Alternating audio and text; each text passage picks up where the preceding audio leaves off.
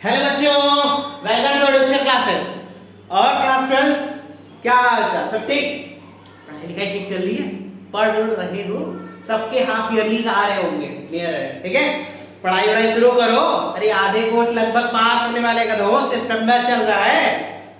चलो पढ़ा जाए, ठीक है? देखो हम लोगों ने बात की थी ऑस्टर फ्लूइड की, ठीक है? ऑस्टर पे जो एक्सपेरिमेंट हुआ, बात करते हैं बायो-सेवर्ट लॉ की। किसकी? Biot-Savart law.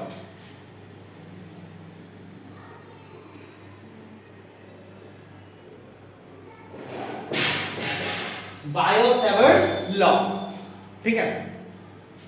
एक छोटू सा करंट है, एक छोटू सा वायर जैसे, ठीक है? एक छोटा सा वायर, उस छोटे से वायर के एक छोटे से पोर्शन की वजह से मैग्नेटिक फील्ड निकालते हैं। किस पे डिपेंड करता है? ये वाला फैक्टर निकालते हैं हम लोग, देखते हैं, ठीक है? यही तो निकालना है बायो-सेवर्ट लॉ में। देखो एक वायर है, ठीक है? एक वायर है, ठीक है? इस वायर में एक छोटू सा पोर्शन, इसमें करंट फ्लो हो रही है। क्या फ्लो हो रही है? करंट। अगर किसी वायर में करंट फ्लो हो रही है तो ऑब्वियस बात है अपने सराउंडिंग में क्या बना होगा? Magnetic field. अरे अभी कल ही तो बात हुआ है, कदम हो हुआ ना हॉस्टल वाले में कि उन्होंने देखा कि करंट फ्लो हो रही है, तो कंपार्टमेंट लेके गए, देखा तो रिफ्लेक्शन हो रहे थे, यानी मैग्नेटिक फील्ड क्रिएट करेंगे। यानी एक करंट कहीं बाहर है, उसका छोटू सा पार्ट लीजिए, डीएल लेंथ का। छोटू सा पार्ट क्या लीजिए? डीएल लेंथ का। अब उस छोटू से पार्ट की वजह से किसी पॉइंट पी पे, यहाँ पॉइंट पी पे क्या निकालना है? मैग्नेटिक फील्ड निकालना है। क्या निकालना है? मैग्नेटिक, ठीक? अब छोटू से पार्ट की वजह से निकालना है, तो ये एंगल कितना है? थीटा है। बोलो, अज्यूम कर लेते हैं ये एंगल कितना है? ठीक है? अब ये मैग्नेटिक फील्ड किस किस फैक्टर्स पे डिपेंड कर रहा है? ये बहुत मैटर करेगा। बोलो, करेगा ना? अच्छा देखो, मैग्नेटिक फील्ड को किससे लिखते हैं? अरे बताया था अभी प्रीवियस क्लास में, मैग्नेटिक फील्ड को बी से लिखते हैं। तो अभी करंट का एक वायर है, इसके छोटू से पोर्शन से पॉइंट बी पे निकालना है मैग्नेटिक फील्ड। तो मैग्नेटिक फील्ड को हम लोग यहाँ पे डीबी ले लेना, छोटा सा पोर्शन ले रहे हैं ना भाई, छोटा सा पोर्शन लेंगे तो क्या ले लेते हैं? डीबी ले लेते हैं, ठीक है? तो मैग्नेटिक फील्ड क्या ले लेते हैं? DB is directly proportional. अब देखो, जो मैग्नेटिक फील्ड है, करंट ज्यादा रहेगा तो ज्यादा रहेगा। अरे गलत, करंट की वजह से ना मैग्नेटिक फील्ड जनरेट हो रहा है, यानी करंट वाला ज्यादा रहेगा तो मैग्नेटिक फील्ड सराउंडिंग में ज्यादा, करंट कम तो मैग्नेटिक फील्ड क्या? कम रहेगा ना? यानी dB is directly proportional to I। बोलो, होगा ना? यानी dB is directly proportional to I, यानी करंट ज्यादा तो मैग्नेटिक फील्ड ज्यादा, करंट कम मैग्नेटिक फील्ड कम। बोलो, होगा ना? चलो अब देखो, वायर है, वायर का छोटू सा लेंथ लिए, उस छोटू से लेंथ की वजह से मैग्नेटिक फील्ड छोटू सा होगा ना? बोलो, वो होगा ना? इस छोटू से पोर्शन की वजह से हम मैग्नेटिक फील्ड छोटू सा जनरेट होगा। कितना? dB is proportional to dl। बोलो, यानी लेंथ ज्यादा तो मैग्नेटिक फील्ड भी क्या होगा? ज्यादा होगा ना? लेंथ ज्यादा तो मैग्नेटिक फील्ड ज्यादा, लेंथ कम तो मैग्नेटिक फील्ड कम होगा ना? ठीक है? तो dB is directly proportional to dl। अब देखो डिस्टेंस कितना है? r। डिस्टेंस पर बढ़ने के साथ मैग्नेटिक फील्ड बढ़ रहा था, घट रहा था? भुला गए? अरे डिस्टेंस पर बढ़ने के साथ मैग्नेटिक फील्ड क्या हो रहा था? घट रहा था ना? यानी एक दूसरे के इन्वर्स स्क्वायर थे। और आपको बताया जाए तो ये इन्वर्स स्क्वायर लॉ को क्या करता है? होल्ड करता है। यानी डिस्टेंस बढ़ने के साथ मैग्नेटिक फील्ड ऑब्वियस बात है कट कम हो जाएगी ना? डिस्टेंस पर बढ़ेगा, बढ़ गया। यहां वायर रखे, यहां वायर रखे, कोने में अट्रैक्शन ज्यादा होगा। अरे बोलो, पहला वाला वायर यहां, दूसरा वाला यहां, दूसरे वाले में कम होगा ना भाई, क्योंकि डिस्टेंस पर बढ़ गया ना? तो अपने रीजन में किसी में उसको टफ होगा ना थोड़ा सा, ठीक है?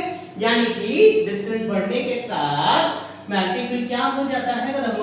कम होगा ना? ठीक है? यानी dB not proportional to r square. बोलो, अब देखो, जो मैग्नेटिक फील्ड होता है ना, वो एंगल पे भी डिपेंड करता है। डायरेक्टली प्रोपोर्शनल किसके होता है? sin थीटा के। किसके होता है? sin थीटा के। यानी कि अगर sin 90 होगा तो ये मैग्नेटिक फील्ड को क्या दे रहा होगा? मैक्सिमम। बोलो, अगर स्ट्रेट होगा 90 डिग्री तो मैग्नेटिक फील्ड ज्यादा, अरे कौन एंगल थीटा पे होगा? कम होगा ना? यानी 0 डिग्री को उसी लाइन पे लाई कर जाएगा, उसी लाइन पे लाई कर जाएगा तो मैग्नेटिक फील्ड क्या हो जाएगा उसके लिए? वहां पे 0 हो जाएगा, ठीक है? चलो कंबाइन करते हैं सारे, कंबाइनिंग 1 2 3 और 4, ठीक है? कंबाइन करें तो dB is proportional to IDL sin theta by r square. अरे बोलो, आएगा ना? आएगा ना कदम? ठीक है? तो यानी प्रोपोर्शनैलिटी रिमूव, प्रोपोर्शनैलिटी लगी हुई है, dB is proportional to IDL sin theta by r square. Proportionality हटेगा तो क्या आएगा? कांस्टेंट आएगा ना? प्रोपोर्शनैलिटी हटेगा तो क्या आएगा? कांस्टेंट। प्रोपोर्शनैलिटी हटेगा तो कांस्टेंट आएगा। हां, तो कौन सा कांस्टेंट आ रहा है? dB = μ0/4 pi IDL sin theta by r square, बोलो करो आएगा ना।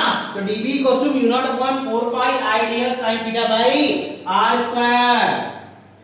ये जो कांस्टेंट है ये क्या है, mu not upon 4 pi. Mu naught 4 pi की वैल्यू कितनी है, 10 पावर माइनस 7 होगी। म्यू नॉट अपॉन 4 पाई की वैल्यू कितनी है, 10 पावर माइनस 7, ठीक है।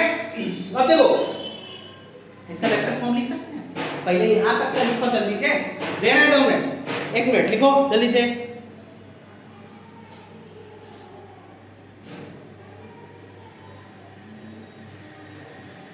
चलो इसका वेक्टर फॉर्म लिखते हैं, ठीक है।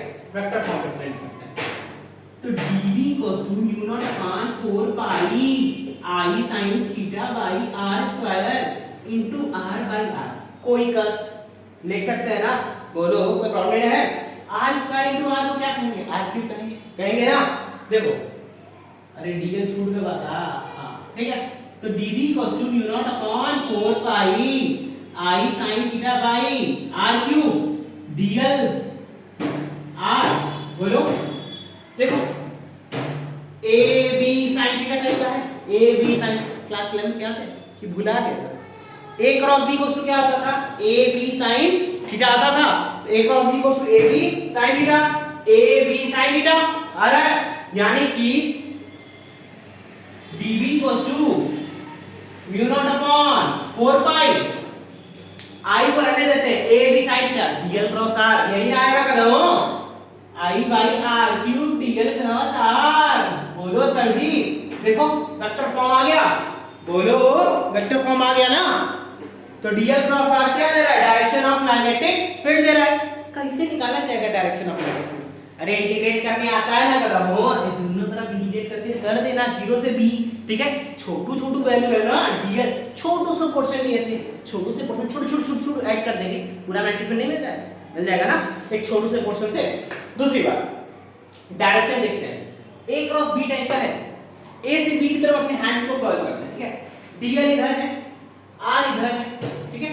dl से r की तरफ मैग्नेटिक फील्ड कहां गया, अंदर, अंदर जाएगा। चल अज्यूम करते हैं, मान लो लेंथ y एक्सिस पे है, मान लो लेंथ कहां है, y एक्सिस पे, और डिस्टेंस कितना है x एक्सिस पे, बोलो हाई है, हाई वायरवा है, y एक्सिस यहाँ है, r x एक्सिस पे है ना, r निकालना है। तो जिधर की तरफ निकालना है उधर की तरफ अपने फिंगर्स को कर लीजिए और दूसरी तरफ कर्ल करिए, दूसरे वेक्टर की तरफ क्या करिए, अपने फिंगर्स को कर्ल, a से b की तरफ कर्ल करोगे तो थंब कहां गया, बोलो y से x की तरफ दिए तो थंब किधर गया, अंदर गया ना, राइट हैंड कर्ल रूल से, यानी कि नेगेटिव जेड एक्सिस में हो जाएगा। अरे बोलो बताओ होगा ना, ठीक है। तो मैग्नेटिक फील्ड का डायरेक्शन किधर होगा, अंदर की तरफ होगा, इनसाइड पेपर। अगर y एक्सिस पे तुम्हारा dl है और r एक्सिस पे, x एक्सिस पे क्या है, r। समझ में आया, नोट करो।